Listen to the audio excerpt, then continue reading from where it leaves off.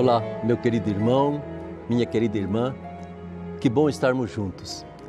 A gente entra para fazer da sua casa, do ambiente onde você está, uma pequenina igreja e vivenciar a Semana Santa, rezando, refletindo, meditando, formando assim esse grande corpo místico de Cristo Jesus e acompanhando os sofrimentos de Cristo, assim como Jesus acompanha os nossos sofrimentos.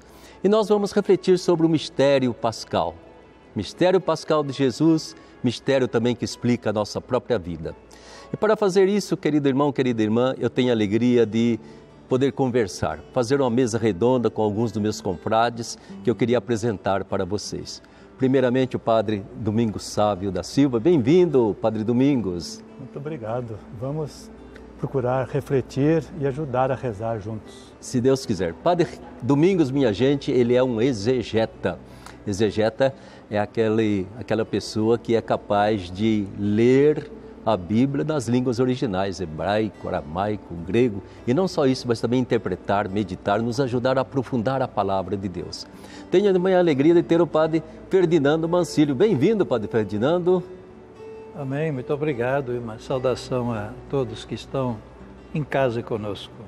Padre Ferdinando é o nosso missionário escritor, trabalha na editora Santuário, é ele que assessora tantos encontros de leigo, é ele que produz tantos livros de formação, liturgia, piedade popular e principalmente ele nos brinda todos os dias, todas as semanas com o folheto e também com aquele libreto Deus Conosco. Ele se debruça para poder nos ajudar a rezar liturgicamente e rezar bem. E a alegria de ter também o Padre Luiz Carlos de Oliveira. Seja bem-vindo, Padre Luiz Carlos. Obrigado. Padre Luiz Carlos é formado em liturgia, minha gente. Então ele nos ajuda a compreender o espírito da liturgia, não é mesmo, Luiz Carlos? Ajuda muito, sim. Ajuda muito. E é importante então, meu querido irmão, querida irmã, que conversando entre nós, você possa entrar nesta conversa, possa participar dela. E como nós estamos entrando, digamos assim, ou dentro desta semana tão importante para a nossa vida e dentro desse tempo pascal que vai se estender até Pentecostes, eu queria conversar com meus colegas de imediato, falando um pouquinho sobre a origem. Qual é a origem da Semana Santa? Qual é a teologia, digamos assim, o que é que ela significa para nós cristãos, para nós católicos. E eu vou pedir imediatamente ao Padre Luiz Carlos. Padre Luiz Carlos, qual é a origem dessa Semana Santa que brota ali daqueles primeiros apóstolos, discípulos, seguidores de Jesus e depois vai se irradiando até formar a Semana Santa que celebramos hoje em dia? É claro que a Semana Santa tem uma história muito longa e tudo que nós fazemos, celebramos, e tudo isso são coisas que nasceram e foram se desenvolvendo de acordo com as necessidades e as culturas de cada época. Nós temos na nossa história as contribuições de todas as culturas, como nós estamos fazendo hoje também, contribuindo com a formação desse tempo religioso tão bonito.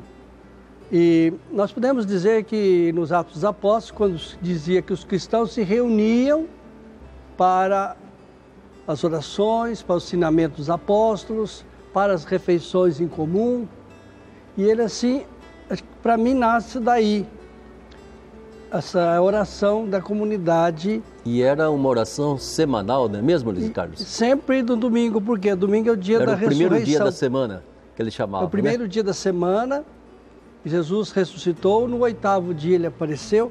Então, os cristãos começaram a fazer isso lentamente, foram estabelecer a data da Páscoa e depois dessa data da Páscoa cristalizou-se a celebração dos batismos. Mas, ou seja, o eixo, digamos assim, de toda a Semana Santa, Quaresma, o eixo está ali na celebração da ceia do Senhor, como memória da ressurreição de Jesus. Quando Jesus disse, fazer isso em memória de mim. Então, à medida que foi passando, eles foram enriquecendo. Sim. Já temos lá nos primeiros séculos, mesmo segundo século, terceiro século, temos coisas já muito claras sobre a celebração. E começando a partir da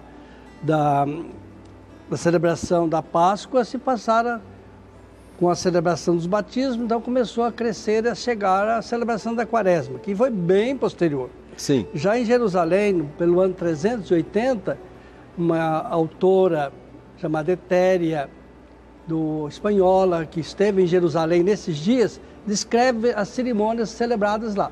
Porque Jerusalém é berço de liturgia. E lá eles celebravam nos lugares em que as coisas tinham acontecido. Enquanto eu me lembro, parece-me que, digamos assim, a Páscoa, os primeiros cristãos celebravam toda semana, cada vez que celebravam a Eucaristia, estavam celebrando a Páscoa, né?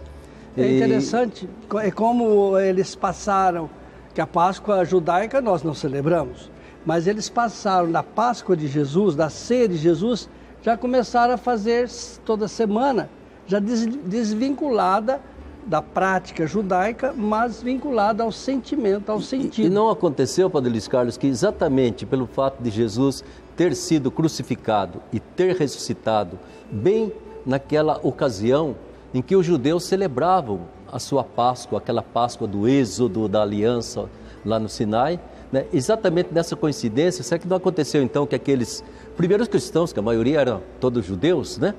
Esses primeiros cristãos, quando chegou exatamente naquela época, eles falaram, bem, vamos começar a celebrar então a nossa Páscoa como memória da morte, da ressurreição de Jesus. Em memória de mim.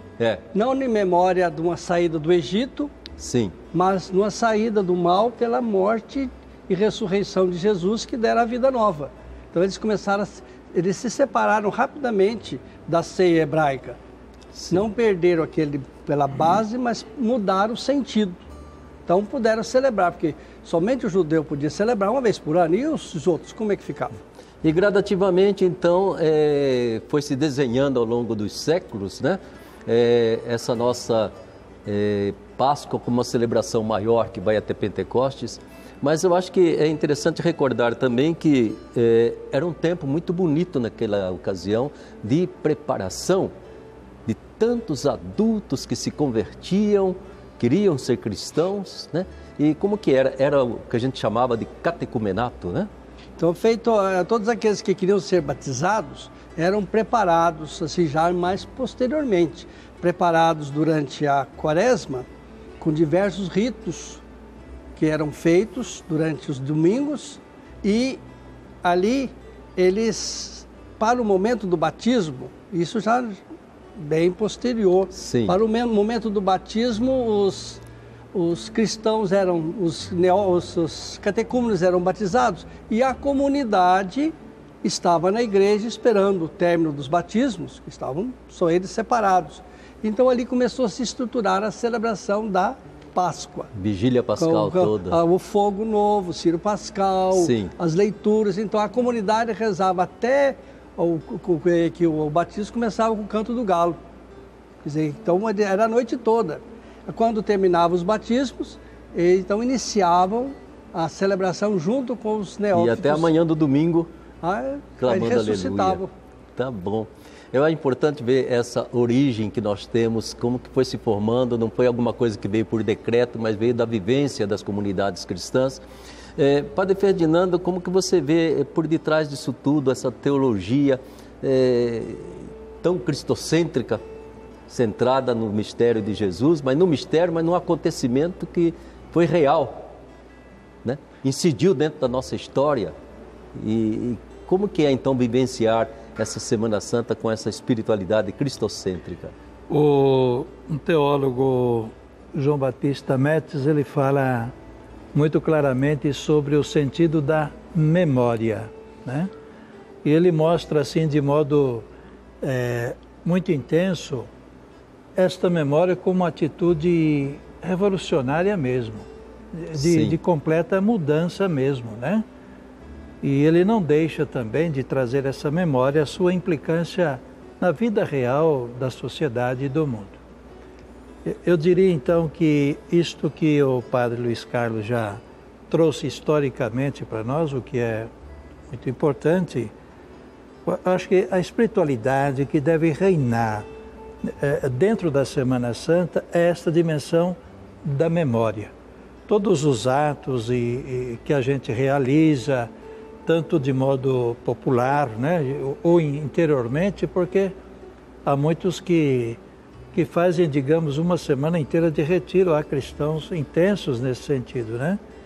Mas, fundamentalmente, esta ideia da memória de um Deus que se encarnou dentro da história, o Deus que assumiu esta nossa história e um Deus que nos resgata justamente para a vida. A memória sobre a vida ela é fundamental, eu acho, na Semana Santa. Certamente, né? E eu tenho a impressão também, Padre Ferdinando, que não se trata, não é mesmo, de uma lenda, de um mito, mas de um acontecimento concreto, né?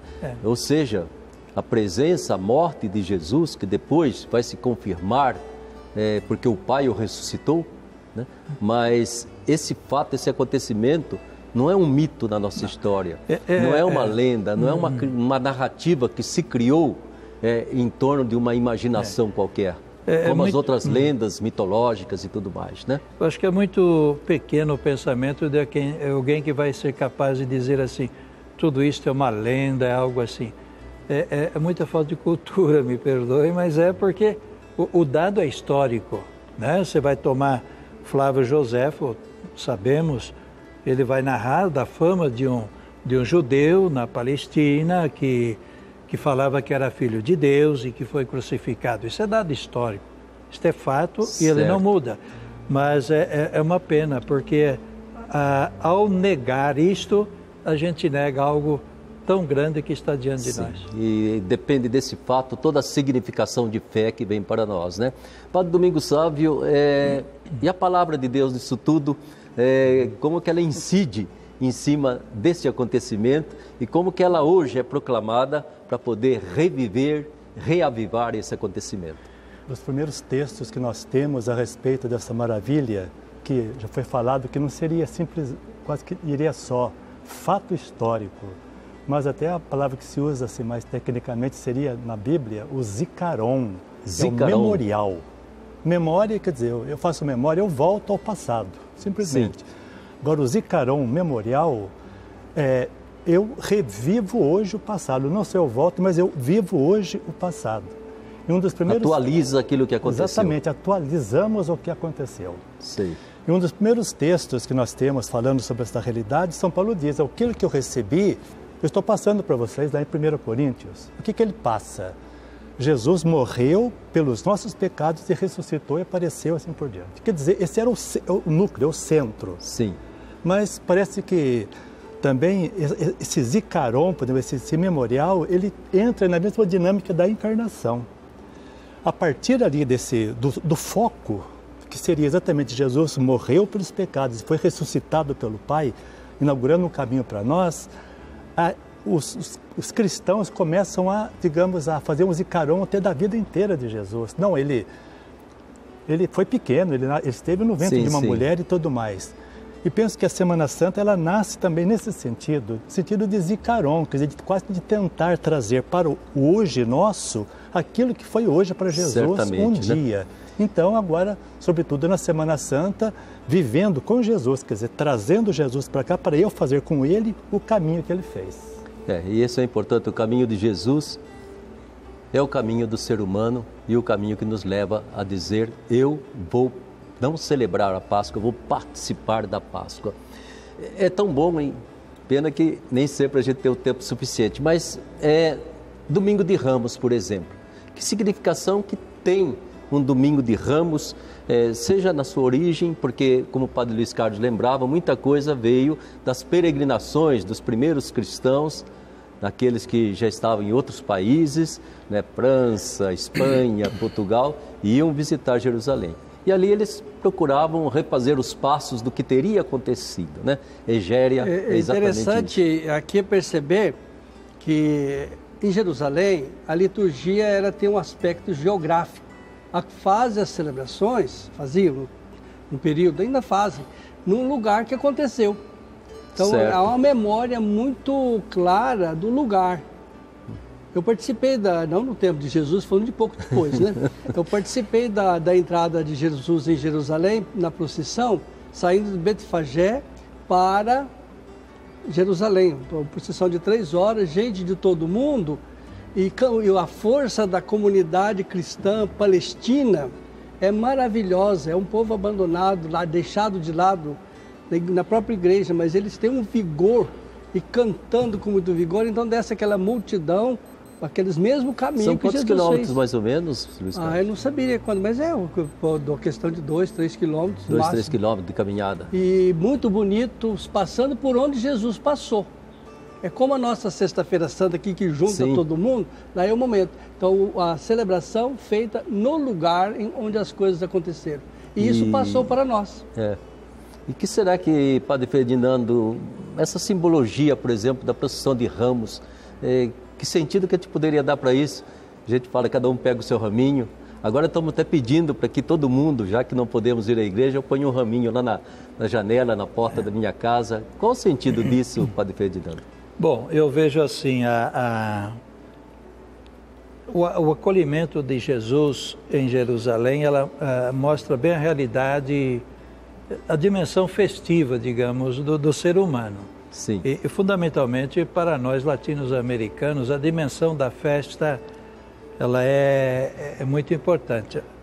O constrangimento que estamos sentindo agora, né, nesse momento de confinamento social, quer dizer, a falta deste relacionamento, esse sentimento festivo. O que eu quero dizer que a acolhida, esta imagem da acolhida de Jesus em Jerusalém, ela traz exatamente esta dimensão festiva e familiar, de proximidade com a pessoa de Jesus, né? Alguém que é próximo de mim, alguém que não é próximo e ao mesmo tempo que é próximo. Porque é Deus, né? E o judeu que tinha aquele respeito, e tem, né, enorme para com Deus, ele nem fala o nome de Deus, né? Vai chamar Senhor, né, Domingos? Acho que... Então, alguém que está muito próximo, né? Uhum. O outro lado mostra uma realidade nossa também humana, que a gente pode dizer assim, nem uma semana depois, quem gritou Hosana está gritando crucifica-o, né? Esta contradição do ser humano, né? Acho que o grande ponto aí de toda da entrada de Jesus em Jerusalém e também no seu julgamento é o silêncio, né? O grande destaque do silêncio de Jesus. É como que ele vai trabalhando esta realidade da contradição do ser humano e levando isso para a sua entrega e para a dimensão salvífica nossa, né? Eu acho que você lembra algo muito importante. De um lado, a presença de Jesus traz alegria, hosana, né? Do outro lado, também acho que manifesta claramente, vai haver um sacrifício, uma tragédia imensa, mas Ele é o Senhor, né? Ele é o Senhor e esse silêncio parece que manifesta exatamente essa dignidade profunda interior de Jesus, né, que não se deixa dobrar pela maldade humana. Eu lembraria ainda a questão do Natal, né? Nós parece que não estamos, os colegas podem contradizer ou não, mas nós estamos muito acostumados a compreender toda a realidade da Semana Santa, inclusive, evidentemente, da Páscoa, com o Natal, né? Se a gente toma a imagem de Jesus entrando num burrico ou num jumento em Jerusalém, o que é que está mostrando aí? Exatamente aquele que é pobre. O mesmo pobre, agora, que está entrando em Jerusalém, foi o que esteve no presépio.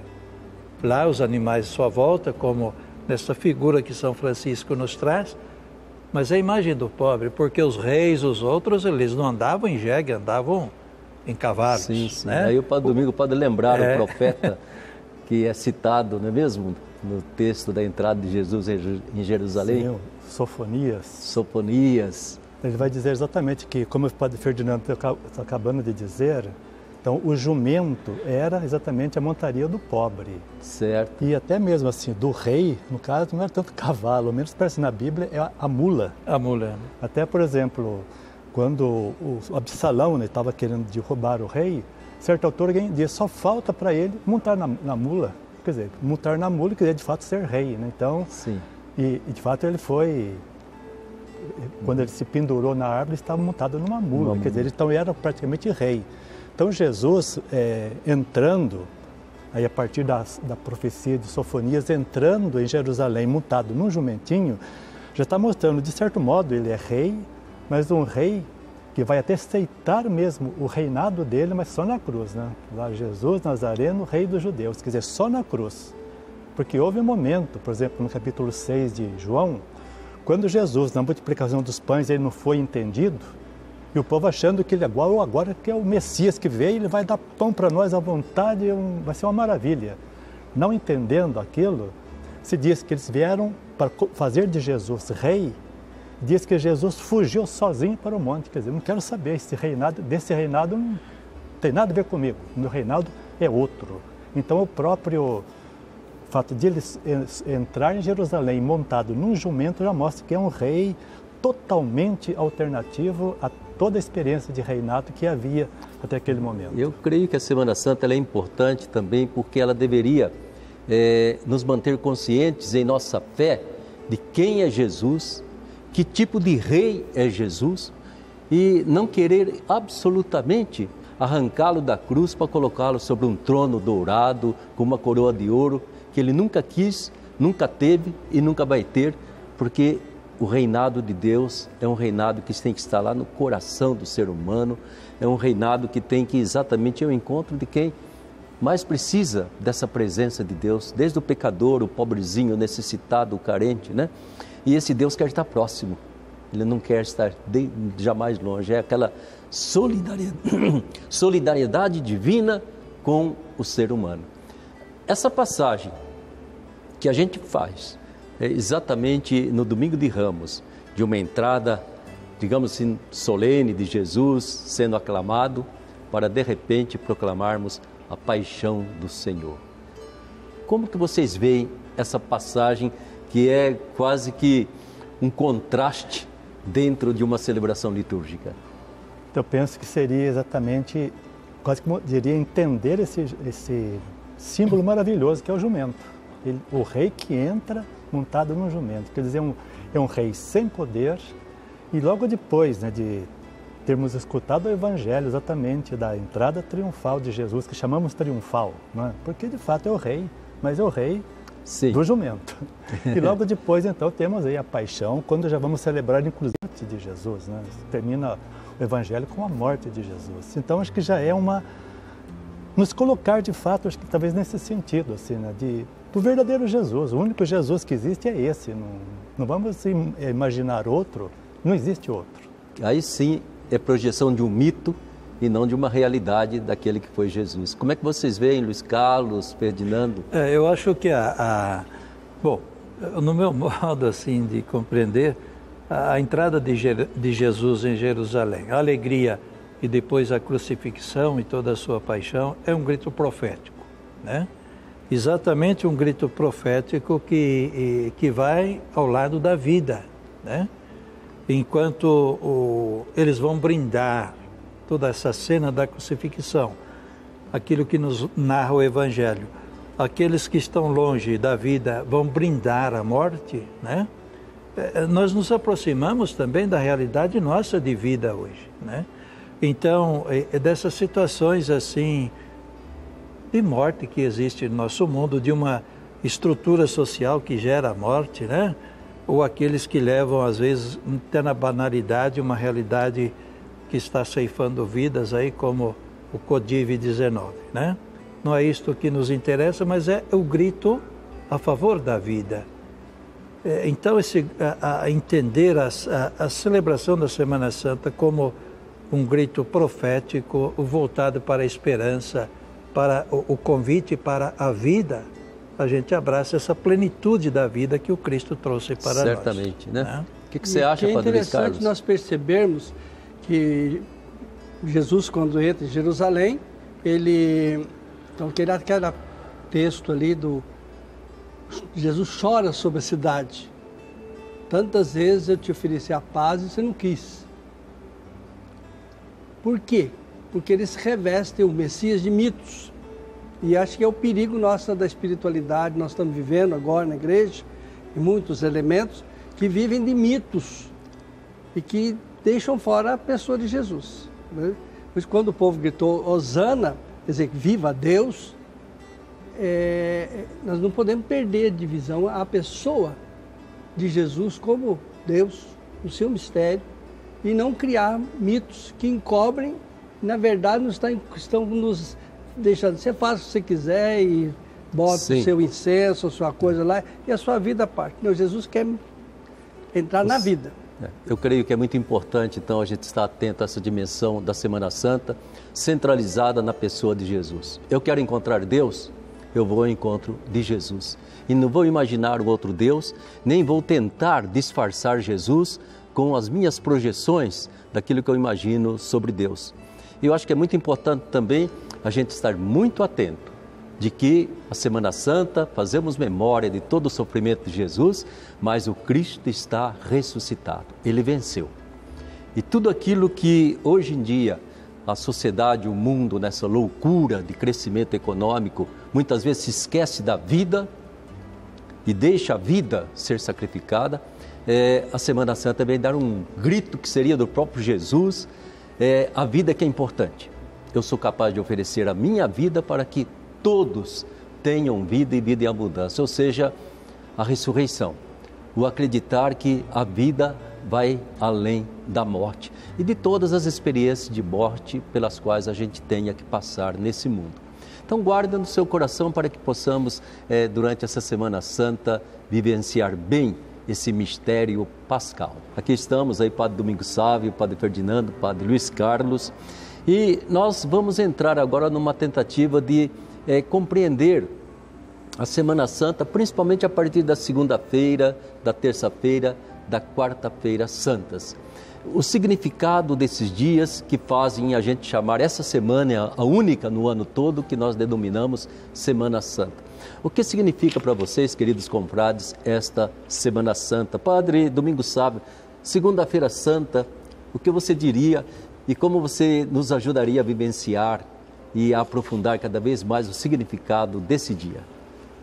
Já nos últimos tempos agora da Quaresma, depois no Domingo de Ramos, nós vamos vendo que, por um lado, o cerco vai se estreitando contra Jesus para levá-lo realmente à morte, às oposições a ele. Mas na segunda-feira, o Evangelho da segunda-feira ele é maravilhoso. Trata-se da ceia que a comunidade, simbolizada em Lázaro, Marta e Maria, oferecem para Jesus. A família de Betânia. Família de Betânia, a comunidade, são os discípulos de Jesus.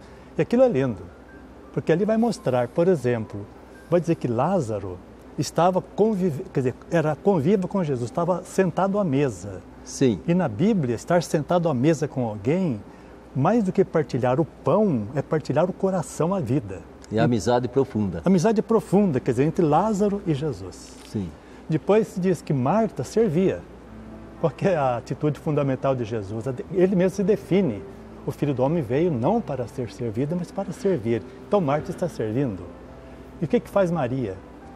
Pega aquele mundo de perfume, um exagero de perfume, até se diz de um perfume muito caro, quer dizer, é o mais puro símbolo do amor, o perfume, e unge Jesus. Então, os três praticamente assumem a atitude de Jesus, como que mostrando que, olha, gente, é possível continuar Jesus, é possível viver Jesus. Então, os três, de um modo ou de outro, cada um do seu jeito, quer dizer, estando sentado com Jesus, servindo ou ungindo, quer dizer, amando, estão mostrando que é possível viver Jesus. É claro que dentro daquele perfume maravilhoso, porque o perfume ele se irradiou e encheu a casa inteira, quer dizer, até a humanidade, o sonho de Deus. Tanto assim que o Judas protestou. Exatamente, a gente tem desculpe a palavra, mas tem o fedor. Diante daquele perfume maravilhoso, o fedor de quem vai trair. O mau cheiro de Judas. Cheiro de Judas. Então, realmente é algo, por um lado, bonito, maravilhoso, mas também muito real. Mas traduz bem, Padre Domingos Sávio, talvez para a nossa espiritualidade hoje é tão importante, né? Essa comunidade que está profundamente unida com Jesus, exatamente porque vai enfrentar uma provação fora do comum, vai enfrentar uma perda dolorosíssima, né?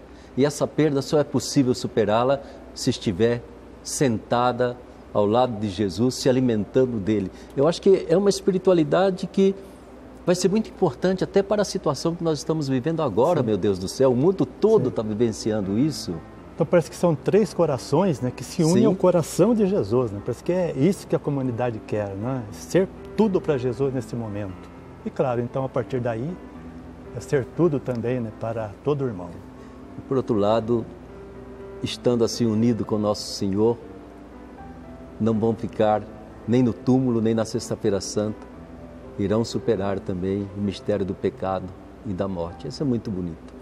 E aí, Padre Ferdinando, como é que você vê esses 3 dias que antecedem o dia da quinta-feira? Eu vejo assim, a partir da atitude do bendito Judas, né? Bendito entre aspas, né? Que ele vai dizer, por que não vamos dar esse dinheiro para os pobres, né? A gente pode dizer assim, tem uma ideologia aí de que a pessoa é por aquilo que ela tem, por aquilo que ela produz, né? Hoje há muito disso, o capitalismo é selvagem porque ele não olha a vida e olha a produção e infelizmente estamos todos bebendo disso, essa realidade que está aí. Mas o que eu quero lembrar assim, e continuando Domingos, quando ele diz aí muito bem, né? O perfume que se espalhou pela casa. Quer dizer, a proposta do Senhor que vem ao meu encontro. O encontro é pessoal, é numa casa. Estão lá 3 irmãos. E a gente olha o Evangelho, a gente vê Jesus falando com a multidão, né? Então, o educar-se para abraçar a proposta de Jesus, a verdade de Cristo, ela tem que ser pessoal. Não no sentido unicamente de um intimismo, né? Mas a proposta de Jesus é para mim, é para você, né? Então eu vejo assim a atitude do Judas justamente o que contrapõe a proposta de Jesus, que é para mim, para a vida, né? Então acho importante esses 3 dias, para mim vai exatamente isso, vai resgatar essa proposta de Jesus para mim, e por isso não estamos falando da Quinta-feira Santa, mas vai ser exatamente o que a Quinta-feira Santa vai dizer, ele lava os pés, né? Ele lava os pés. Este gesto do servidor, o gesto do escravo. Terminando, está muito longo aí, então, diante dessa realidade do mundo que nós vivemos e que nos preocupa e que tem tanta gente manifestando este amor, né? Para com as pessoas aí. Eu acho que nós temos de resgatar, nesse sentido salvífico, o sentido da solidariedade humana. Certo. Eu quero crer que depois que vencermos tudo isto, esta questão da solidariedade humana, que na verdade está além da justiça, né? Ela se firme no mundo que a gente vai. Eu creio que aquilo que nos lembra para Domingo Sábado, ele exegeta, ele sabe que cada narrativa bíblica vai além dos protagonistas e dos personagens, né?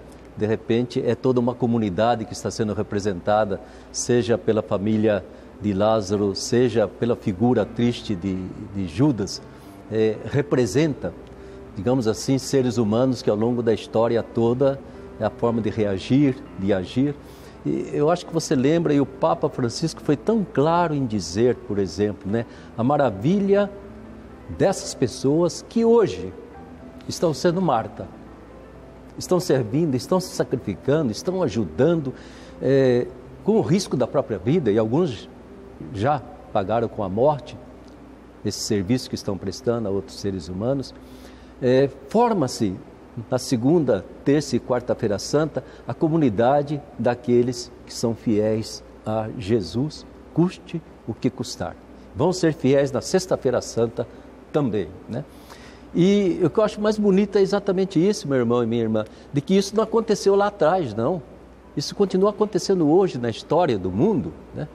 Continuamos a encontrar essas pessoas maravilhosas. Quem viu, participou daquele momento de oração, digamos assim, solitária do nosso Papa, dando depois a bênção Urbi et Orbi, percebeu perfeitamente, entende?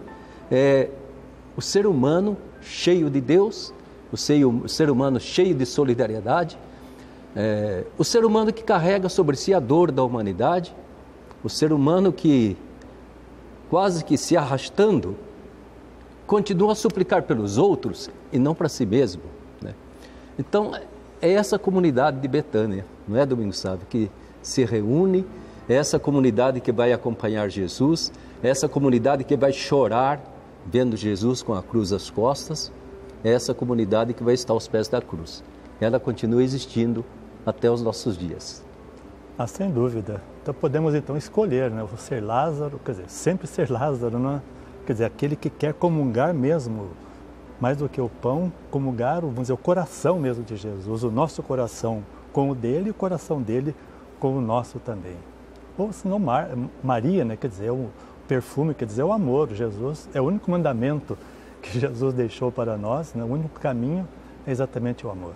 E às vezes dá a impressão que Jesus, ele que tinha diante dos olhos toda a tortura que iria sofrer, quando a gente lê essas páginas do Evangelho, ele está sereno, como se estivesse se entregando já nas mãos do Pai e confiando em tudo aquilo que o Pai iria depois tomar providência, não é mesmo? E fazê-lo ressuscitar. Padre Luiz Carlos, como que você vê esses 3 dias da Semana Santa? Acho que a ponta que aparece nesse evangelho que você citou, Domingos, é do pobre sempre tereis entre vós. Sim. Então a gente parece que Jesus falou, pode gastar comigo, pobre vai aparecer por aí. Não, que isso aqui, o que se fez com ele, que é o pobre de Deus, é para ser feito, continuar a ser cuidado. Nós vemos a igreja, é uma igreja dos pobres. Quem que está na nossa igreja? Então a gente vê a necessidade de estar continuando a cuidar do corpo de Cristo, está nas pessoas que estão aí. Que nós estamos vendo todo o cuidado que se tem agora é com classe média, classe alta. E quando essa pandemia chegar aos pobres, vamos ver se vamos ter lugar para eles. Então nós, esse Evangelho de Jesus, vocês vão cuidar deles. Isso é importante a gente não perder, que ele que vai ser sacrificado, vai ser morto, mas os pobres continuarão. E nesses 3 dias temos aí, eu gostaria de lembrar que as leituras da liturgia nos trazem os domingo, segunda, terça e quarta e sexta-feira na celebração, os cânticos do servo de Javé. São preciosas poesias que vem do profeta Isaías, né? O profeta Isaías, lá do capítulo 40 em diante, então, que descreve como que é uma descrição da paixão de Jesus, da finalidade da sua redenção e da vitória que esse servo tem. É muito forte como se descreve a pessoa de Jesus, com essa finalidade também de mostrar que a ressurreição é a meta. E já que nós estamos falando do nosso povo, sabendo que o Judas continua se perpetuando em todos aqueles que pouco se preocupam com a vida do ser, não digo nem com a vida dos pobres, com a vida do povo, né? Com a vida do ser humano, porque para eles a vida também é um objeto de comércio, para poder ganhar e lucrar cada vez mais. Mas vamos voltar para o nosso querido povo. Nesses 3 dias, Padre Luiz Carlos, Padre Ferdinando, Padre Domingos Sávio, é um tempo assim de muita piedade popular, né? Vamos recordar um pouco o que acontece. O que é essa procissão de depósito, Padre Luiz Carlos? Na Semana Santa, as comunidades mais tradicionais, elas têm diversas procissões que não, sobretudo no sul de Minas, que mais predomina mais. Na minha região, por exemplo, essas procissões quase desapareceram. Mas ali a procissão do depósito é quando se vai levar Jesus para vir ao encontro com Maria, então levar de uma igreja para outra, para começar a procissão lá no outro dia. Então Sim. O povo vai junto, o povo passava uma imagem para ser, já viravam a procissão. Depositar a imagem lá na outra igreja. Lá. Então vai a Jesus com a cruz às costas, coberto como um caixote de pano roxo, para que não ser visto, porque ele vai sair. Nossa Senhora vai, de acordo com os lugares, as procissões vão aumentando. O povo quer acompanhar. Sim. É o sentimento. Aquilo que tem sentimento, o povo pega em primeiro lugar. Será que a gente pode dizer que, num certo sentido, há uma certa, sei lá, identificação da própria situação de muita gente com aquelas figuras de Nossa Senhora das Dores, do Cristo carregando a cruz. Será que a fé do nosso povo chega a perceber essa solidariedade divina com o sofrimento humano? Eu acho que a pessoa, como diz, você está triste, eu estou com você. Você está chorando, eu estou com você. Eu não posso fazer muita coisa, não, mas estou junto. O sentimento, como alguém vai no enterro, a procissão do enterro, que tem essa massa de gente que vai lembrar também que esse povo é solidário. É um momento de oração com imagens. Nós vemos a igreja que usa muitas imagens. Nós, com tantos meios que temos agora, nós não usamos tantas imagens como o povo usou para explicar a palavra de Deus e envolver a pessoa que participa. Nós talvez nos esqueçamos que não faz tanto tempo assim que a maioria do nosso povo aprendeu a ler, né? Durante muitos séculos. Se não fossem as imagens, esse povo teria pouca chance de aprender, guardar na memória tudo o que havia acontecido, porque não podiam ler uma Bíblia, não sabiam ler simplesmente. Nós vemos as igrejas aí mais antigas, bem mais antigas, sobretudo na Europa, em que tudo estava pintado, todos os fatos da Bíblia. Vitrais, imagens, então, alto-relevos. Então, diz que a mãe ensinava a religião para os filhos na ponta do dedo. Olha lá, filho, olha lá Jesus. Então, o catecismo era a ponta do dedo, mostrando para os filhos, olha lá, está lá. E por toda a igreja com pinturas, era um audiovisual. O curioso é que nós voltamos hoje à cultura da imagem, né? Nós dependemos de imagens, ícones e tantas coisas. Padre Ferdinando, me conta um pouquinho daquilo que você vê a procissão do encontro, aquele grande sermão do encontro, você que já celebrou tantas vezes ao longo da sua vida. Eu não sei, eu estou aqui a imaginar, toda esta realidade é muito profunda no coração do povo. Acho que por mais que a gente diga, a gente não consegue dizer o que passa no coração de cada um. Por exemplo, diante da imagem do Senhor morto, né, na sexta-feira, a pessoa chega ali, contempla, e algumas vertem lágrimas dos olhos mesmo. O que é que está passando lá? Primeira coisa, não dá para a gente medir esta piedade popular, né? Mas toda esta movimentação de Semana Santa, procissões, que é o que existe bastante, né? E eu queria lembrar assim, nós somos um povo que caminha. A realidade da busca da terra prometida, ela continua, no meu entender, hoje. Mas é uma busca que não vai buscar sem saber o quê, que leva para o encontro. E aí eu faria uma comparação assim, quando há uma realidade emergencial, de uma catástrofe, o povo faz espontaneamente esta procissão levando ajuda para, né? Basta alguém dizer, é aqui que vamos organizar, você vê gente de todo lado saindo, né? Então, toda a procissão, além do que se passa no coração de cada cristão, já afirmei, não dá para medir, né? E a gente tem esse sentimento também, lá no fundo tem, né? A gente vê um povo que quer ser irmão de verdade. Para mim, a procissão, ela é um ato profundo, realmente bíblico, e de fé e de amor à pessoa de Jesus. É querer caminhar com Ele. A gente pode dizer que a existência humana é uma procissão, né? Continuamente, né? E eu acho bonito da procissão do encontro, que não é uma procissão individualista, cada um numa direção, mas todos caminhando numa mesma direção, né? E procurando buscar o encontro, que é nesse encontro que a gente consegue criar mais força para seguir adiante. Eu até traria assim uma reflexão, me perdoa o meu jeito de pensar, mas o mundo hoje ele está jogando para o individualismo, né? Sim. A gente vê aí o pessoal tudo na comunicação individual. O celular é um exemplo disso, né? Até na rua, não sei como conseguem andar e olhando aquilo lá, né? Bom, cada um é cada um, né? Mas, então a procissão, ela traz assim, escuta, nós somos juntos, né? Nós não somos únicos. Tem uma história, eu me lembro aqui de imediato, talvez, espero acertar bem, mas alguém que estava trabalhando com um grupo de crianças lá na África, então ele colocou um prêmio lá, um pacote de bala, e disse assim, então agora todos vão sair correndo e quem chegar primeiro ganha as balas. Ele deu a ordem de saída, as crianças não saíram. Aí depois ele conversou e as crianças saíram juntas e chegaram juntas, porque na ideia, na cabeça delas, elas estavam assim, mais ou menos a ideia é essa, né? Eu sou quando estou com você. Sozinho, eu não sou.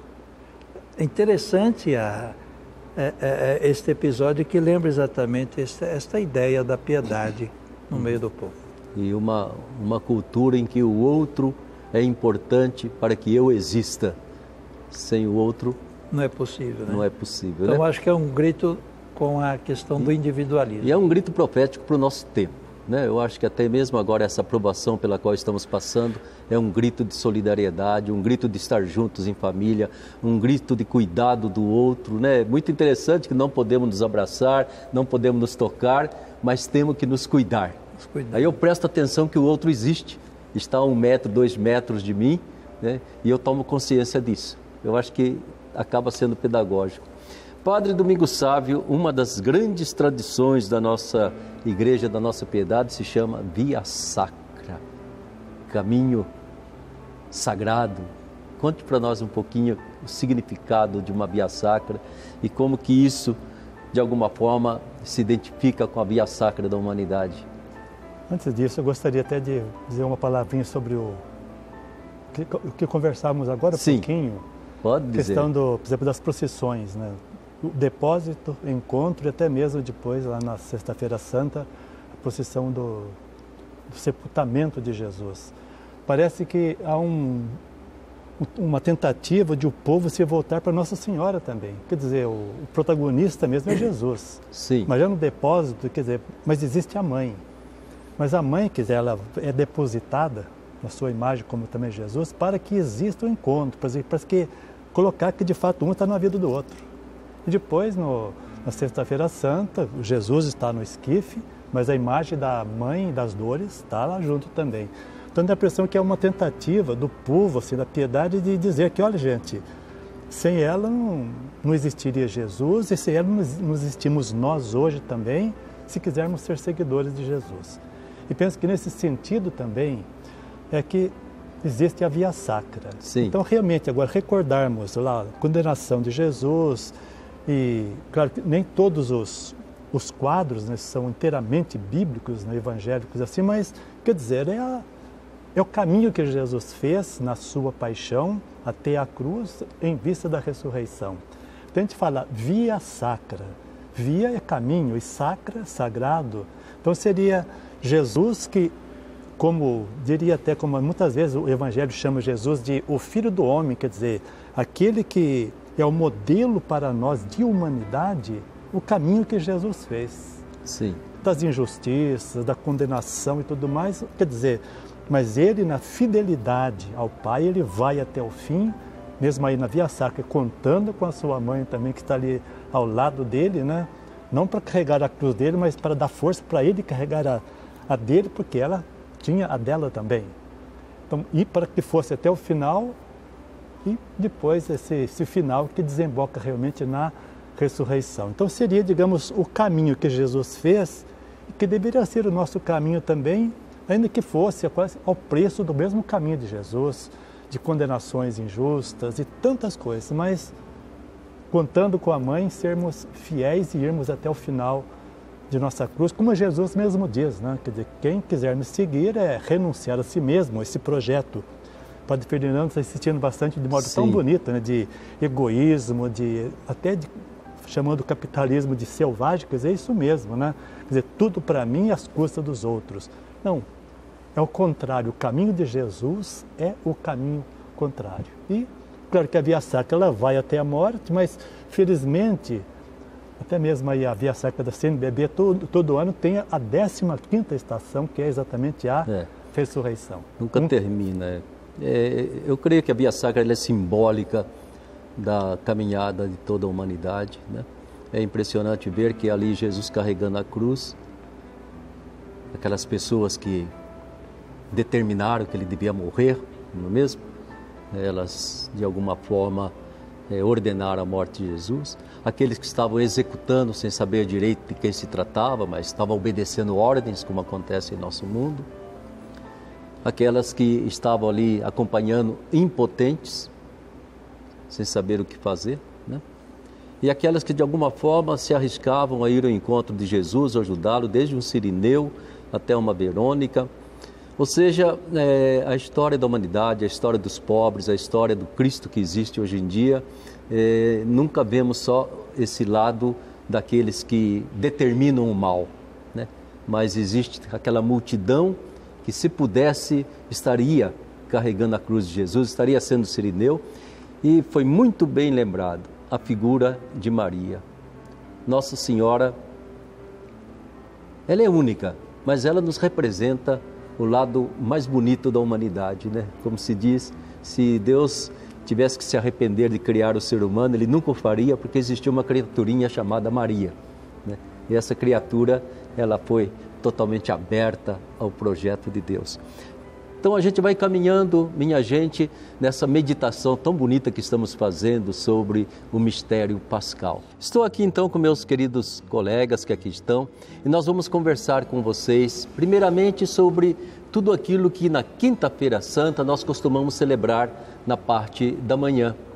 E em seguida, aquilo que nós chamamos de Tríduo Pascal, que é a grande celebração da Páscoa, que envolve a Quinta-feira Santa à tarde, envolve a Sexta-feira Santa e o Sábado Santo e Domingo. Esse Tríduo Pascal que nos leva a novamente poder proclamar o Aleluia da Páscoa do Senhor. Reunidos então mais uma vez com o Padre Domingos, Padre Ferdinando, Padre Luiz Carlos, vamos conversar um pouquinho sobre o que normalmente nós costumamos celebrar na Quinta-feira Santa, que é exatamente, se não me engano, a missa do Crisma, não é mesmo? Padre Luiz Carlos, comece você a contar para nós um pouquinho essa tradição da missa do Crisma. A missa do Crisma, nós percebemos que ela traz para nós muito sentido da comunidade eclesial, com o bispo, os sacerdotes, toda a comunidade que vão fazer a bênção dos santos óleos. É uma igreja particular que se reúne. Igreja particular. Tanto é tão importante que nessa dificuldade que estamos vivendo, já foram dadas normas que ela seja feita no momento oportuno. Em outros lugares, ela é feita adiantado pela dificuldade dos padres que moram distante poder participar. Então ela é importante para que São Bento, os abençoados, os óleos que serão usados no batismo, o óleo dos catecúmenos, o óleo do Crisma e os óleos dos enfermos, o óleo para a unção dos enfermos. Então, ali como que está sintetizada a vida cristã. Sim. Esses óleos é que dispõem, que simbolizam o efeito da graça na vida de cada um. Sim, eu acho que tem também esse sentido quando se benze ali na Quinta-feira Santa de manhã, embora a gente possa benzer em outras situações, em outros momentos, né? Mas esse sentido profundo de que é a igreja toda que cuida, né? Seja das crianças e das pessoas que vão ser batizadas, seja dos enfermos, dos doentes, seja daqueles adolescentes, jovens, adultos que vão ser crismados, ou seja, é um significado muito bonito de uma igreja particular sendo mãe, assim, de todo esse povo. O sacramento não é individual, ele é para a igreja. O sentido comunitário muito importante, né? Eu acho que essa missa do Crisma não se trata apenas de benzer óleo, né? Se trata de um grande encontro que se faz, leigos, sacerdotes, diáconos, ministros, o grande encontro de uma igreja que realmente forma uma comunidade viva dentro de uma diocese. Nesse sentido que Jesus foi ungido, né?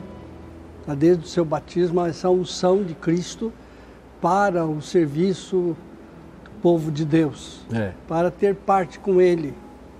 Então, o Padre Domingos até podia tocar nesse assunto, porque a unção nos vem de uma tradição bíblica, não é mesmo, ela tinha sempre um significado assim de consagração da pessoa ou de bênção de Deus para a pessoa, como que era nas velhas unções do Antigo Testamento, e depois Jesus dizendo, ou tomando o texto de Isaías, né?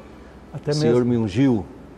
Até mesmo aqui, na Quaresma, nós escutávamos a escolha que Deus havia feito de Davi, quando Deus manda Samuel ir até a casa de Jessé para ungir aquele que ele havia escolhido. E diz que quando o profeta ungiu Davi, diz que o Espírito passou a conduzir Davi.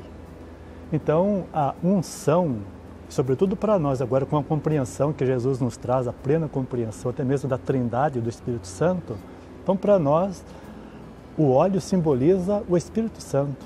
O Espírito Santo que foi a força que Jesus mesmo, na sua experiência humano-divina, ou divino-humana, que ele teve de viver a sua missão. Até nesse sentido, o Luiz Carlos mesmo lembrava o óleo do crisma. Claro que se usa no batismo, na crisma se usa também, mas é interessante lembrar que se usa também nas ordenações. Tanto o diácono também é ungido. O diácono, o sacerdote, e depois o que tem a plenitude do sacerdócio, o bispo, na sua ordenação. Então são, digamos assim, manifestações especiais do Espírito, mas sempre em vista da missão. O batizado, ele é crismado como que assumindo a sua idade adulta, de responsabilidade dentro da comunidade. O sacerdócio simples, o diaconato, como também o episcopado, também uma nova força em vista da missão. Como no caso do Antigo Testamento, alguém que recebia uma missão era ungido em vista disso.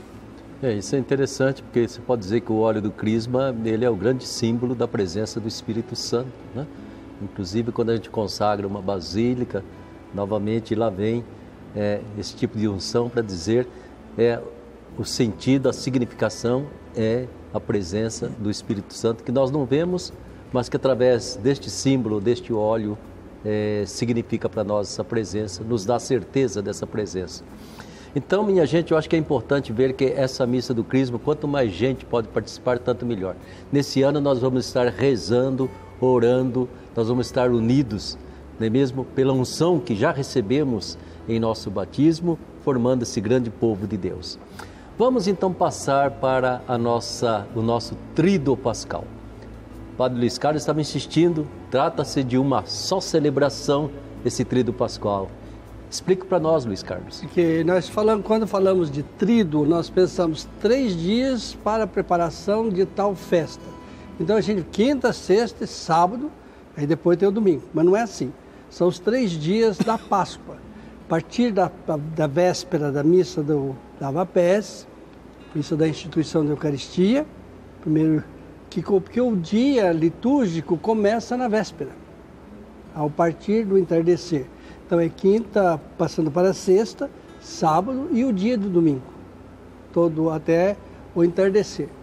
Então nesses 3 dias da Páscoa, a Páscoa comporta 3 dias, com todo o mistério de Jesus, que é um mistério só, da sua Eucaristia, da celebração da ceia, da sua morte e ressurreição, que é um único bloco, a única realidade que nós celebramos. Nós celebramos 3 mistérios diferentes, mas é o mesmo mistério da redenção dentro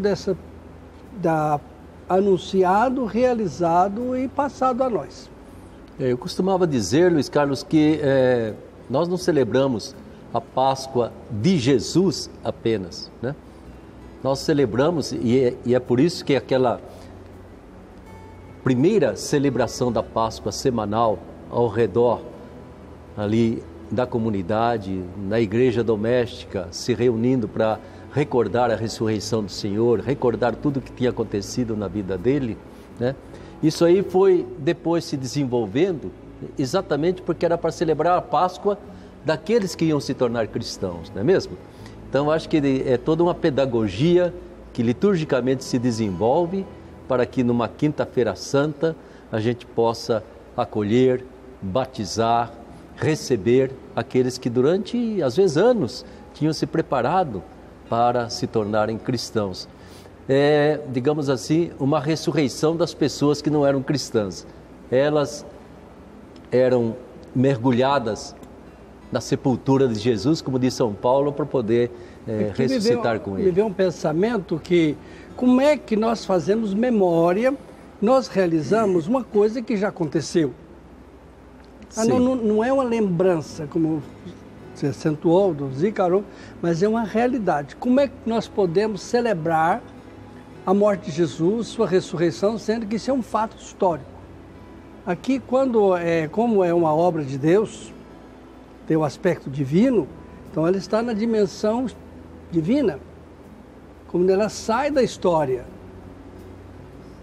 Não é porque a morte de Jesus é para todos os tempos, a ressurreição para todos os tempos. Então é um único ato. Como nós se tivéssemos um buraco, nós entramos na divindade, então realizamos no momento. Participamos, como ele atinge toda a humanidade, todos os tempos, então nós entramos nesse tempo completo. Por isso que nós estamos realizando a morte e a ressurreição de Jesus dentro de nós, mas participamos no hoje do mistério de Deus. Dizia, eu acho que se não me engano, o velho São Tomás de Aquino, que toda a celebração da igreja, ela é sacramental, né? Ou seja, ela realiza aquilo que simboliza, aquilo que sinaliza, ela está realizando. Ele dizia assim que toda celebração tem essa dimensão de memória, de fatos que aconteceram, né? Mas a graça se atualiza, ela é atualizadora da mesma graça que brotou daquele acontecimento, né? Que nós podemos até dizer que nós estamos mais presentes à morte e à ressurreição de Jesus do que os soldados que viram Jesus ressuscitar. Certamente, porque pode-se dizer assim, eles não estavam de coração aberto para acolher na fé aquele acontecimento, né? E aí diz São Tomás, não, mas ela também traz para nós um compromisso muito grande de sermos discípulos de Jesus, de vivermos sobre os passos dele, e traz uma dimensão também escatológica, anunciadora daquilo que ainda não é e vai ser. E nós estamos a caminho realmente da grande liturgia celeste, né, quando estaremos sentados à mesa com o Cordeiro de Deus. Tudo isso eu acho que é muito importante. Agora, olhando concretamente para o Domingo Sábio, para essa liturgia da Quinta-feira Santa, o que você sublinharia nesta Quinta-feira Santa?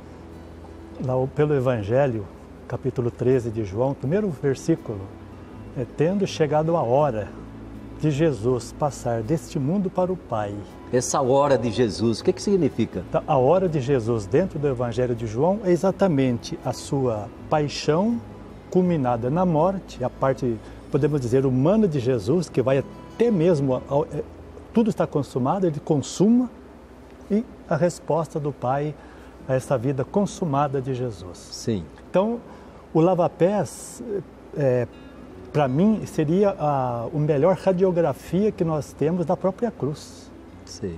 Quando Jesus vai dizer que eu lavei os pés de vocês, e eu fiz isso como mestre e Senhor. Agora, Senhor é Jesus enquanto Deus, e mestre é o Deus que nos ensina. Então, Deus que nos ensina lavando os pés nossos. Então, ele vai dizer, como eu fiz isso, agora vocês façam a mesma coisa. Então veja assim, e nessa missa, que nós chamamos do lava-pés, nós dizemos também que é a missa quando Jesus dá o seu único mandamento do amor. E é quando também ele institui o sacerdócio ministerial, de que participa os sacerdotes do mundo e de modo pleno o bispo, né, o Papa, por exemplo, também. Então veja assim, essa concatenação, né, que Jesus consegue, que ele realiza para nós. O mandamento dele é o amor, vivido no lava-pés, mas um amor que vai, como ele vai dizer, tendo amado os seus que estavam no mundo, amou-os até o fim. Não só o fim no tempo, mas o fim na intensidade, quer dizer, até o extremo do amor. Ele faz essa proposta, pela instituição do sacerdócio ministerial, ele nos permite a Eucaristia, que nos é a força para vivermos realmente o mandamento único dele, amar até o fim, que é o lava-pés do nosso dia a dia. Então veja assim, acho que já nessa missa da Quinta-feira Santa está praticamente tudo. Até mesmo, claro que, como você mesmo, né, conversava um pouco antes, você insistia nesse sentido, que o Jesus que existe hoje é o Jesus ressuscitado. Então nós queremos rememorar, quer dizer, fazer o memorial de Jesus para tentarmos fazer com ele o caminho inteiro que ele fez, mas o caminho inteiro que ele fez é o caminho que desemboca na ressurreição, o Pai o ressuscita pelo caminho que ele viveu aqui.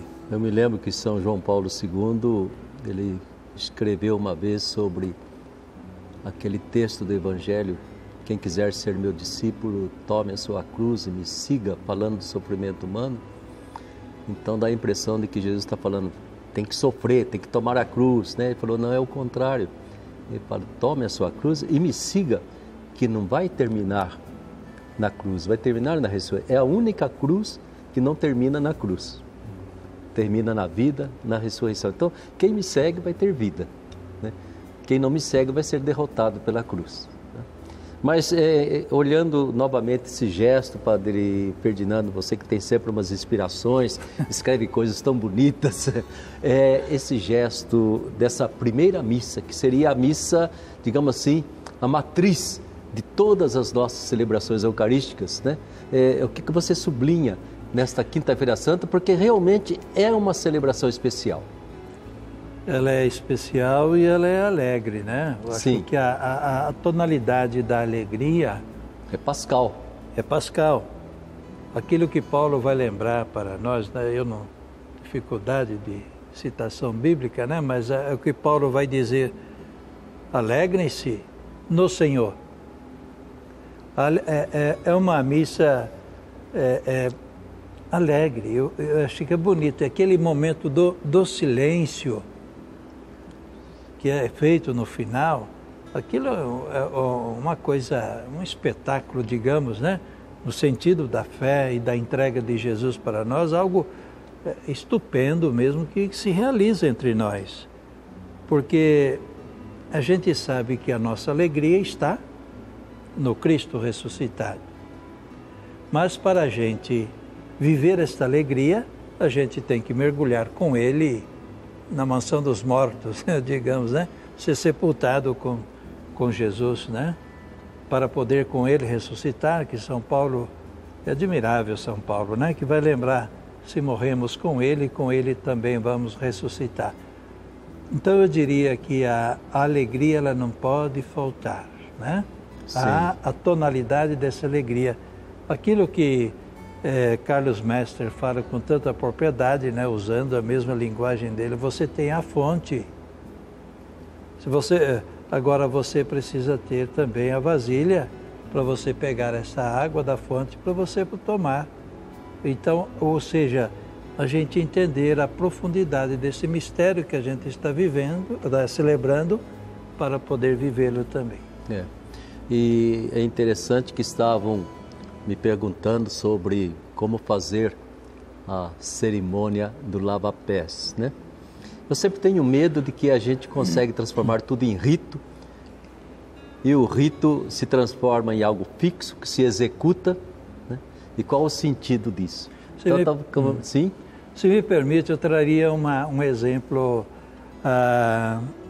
da paróquia de Tocos do Mogi, na comunidade de Fernandes, onde eu fui lá acho que 2 vezes.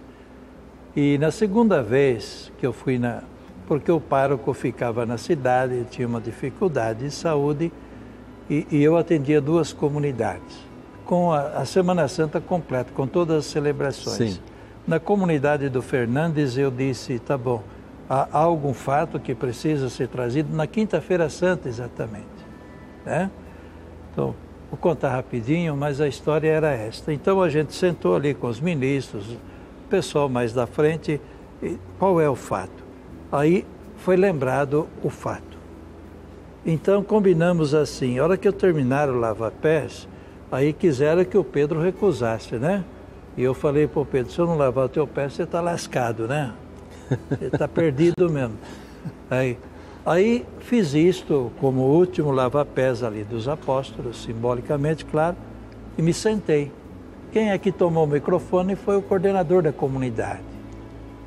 Então ele disse assim, então todos nós lembramos daquele senhor que apareceu aqui na nossa povoado, na nossa comunidade, ficou aí na rua, lembramos do casal fulano que ele ficou doente, o casal o acolheu, trouxe para dentro de casa, a comunidade então percebeu isto e ajudou o casal, etc. e tal. Lembrou esse fato que a comunidade se uniu em torno daquele homem que veio a falecer. Sim. E fizeram o sepultamento. Aí ele disse assim, então eu chamo o casal fulano de tal que vem até aqui ao altar e foi lavar os pés. O coordenador foi lavar os pés desse casal. Olha, aquilo me marcou e foi muito emocionante. Certamente. Esta alegria no Senhor. A ressurreição já sendo celebrada na Quinta-feira Santa. E eu acho que entra a alegria, a dedicação, toda a doação que o Cristo fez da sua vida por nós, né, está exatamente nesse servir a vida. E eu estava falando com uma pessoa hoje, nesse ano, o lava-pés vai ser lavar bem as mãos, para não transmitir nada para ninguém. Exatamente. O lava-pés mais forte, mais bonito, não será feito por bispos e sacerdotes, está sendo feito por enfermeiros, médicos, agentes de saúde, estão lavando os pés. Né? É tão importante perceber a realidade do lava-pés na vida de cada ser humano que sente o gosto de servir o outro, sente a alegria de poder prestar um favor, sente a atenção desse cuidado que tem para que não seja um transmissor de nada para o irmão. Eu acho que a gente vai vivenciar, Domingos, sabe, um lava-pés que não vai ser feito apenas de um rito, que a gente escolhe algumas pessoas, lava os pés e termina a cerimônia, mas que realmente é o cerne da própria Eucaristia, servir a vida. Eu acho que esse é um ponto importante. O que mais que chama a atenção da gente nesta Quinta-feira Santa? Há um detalhe que a gente perde com o lava-pés, está muito animado, sobretudo que a gente às vezes sai pela igreja lavando espontaneamente pés de outras pessoas, mas para ter parte comigo. Sei. Esse é um elemento que a gente às vezes deixa fora, que Jesus falou, se você não deixar lavar seus pés, você não vai ter parte comigo. Lembra o fato também lá do Antigo Testamento que a preparação dos sacerdotes de filhos de Arão, Moisés os lavou para ter parte do ministério. Então aí a gente vê qual que é o momento da ordenação que Jesus faz a ordenação, que é o dia do sacerdócio, né? A gente fala que deu autorização para... É mesmo. Qual foi o momento dessa ordenação? Foi a fórmula de Jesus? A fórmula de Jesus é ter parte com Jesus. Sei. Na sua consagração de morte e ressurreição. Mas para mim ficou claro aí esses dias procurando aí alguma coisa, os outros, Pedro é o modelo. Se eu lavo seus pés, você vai ter parte comigo. Sim. No céu, na vida, no ministério, tudo. Então isso aqui é um elemento que foge. Então o povo de Deus sendo lavado, ele entra também a fazer parte com Jesus, esse ministério do povo sacerdotal. Eu acho que é um elemento que escapa das nossas celebrações. Ter parte com ele, né? Mesmo, eu creio também que entra muito importante quando ele diz para nós assim, façam isso em memória de mim, né? Não é só a Eucaristia, não foi também... apenas celebrar uma janta, uma ceia, né? É a vida toda de Jesus que está ali, faço isso em memória de mim, do meu projeto, do meu anúncio do reino, de tudo que ele fez, né? Esse memória é de toda a história da salvação, faço isso em memória de mim, acho que é importante. Mas é muito interessante que indo no lava-pés, eu penso que é uma pena, liturgicamente, que o Evangelho termina no versículo 15, mas o 16 para mim é uma pérola dentro do contexto. E qual é ele? Quando Jesus vai dizer que, até com toda essa ênfase que Jesus coloca, em verdade vos digo, não é o servo maior do que o seu Senhor. Agora vamos ler essa palavra de Jesus no que ele acaba de dizer. Olha o que Jesus diz para nós. Então, quem está lavando os pés é ele. E o Senhor de Jesus são os apóstolos, dos quais ele lava os pés. Então Jesus diz, em verdade eu vos digo, não é o servo maior do que o Senhor. Então, no amor que Jesus tem por nós, nós somos senhores dele e ele se faz nosso servo. Então, para mim, é uma inversão total da compreensão da Trindade, né? Sim. A grandeza do Pai é amar simplesmente, não é que ele é todo poderoso, não sei de que jeito. Não, porque ele ama. Então, é uma reversão total da compreensão que nós poderíamos ter de Deus. Jesus crucifica, digamos assim, todas as ideias que temos de Deus para colocar em nós, entende? Até hoje não conseguimos nos converter muito bem, mas tentar mostrar para nós que o mistério da divindade é algo totalmente outro de tudo que nós já inventamos, de tudo que nós já projetamos, né? E essa conversão nossa, que eu chamo a nossa conversão teológica, descobrir o rosto do verdadeiro Deus de Jesus. Mas é também a instituição da Eucaristia, né, gente? Como é que a gente vê isso? É uma questão de presença real de Jesus ou é algo mais do que presença real? Ferdinando, como que você vê a instituição da Eucaristia? Eis o mistério da fé. Esta palavra, ela após a consagração do pão e do vinho, eu sempre fico, eis o mistério da fé.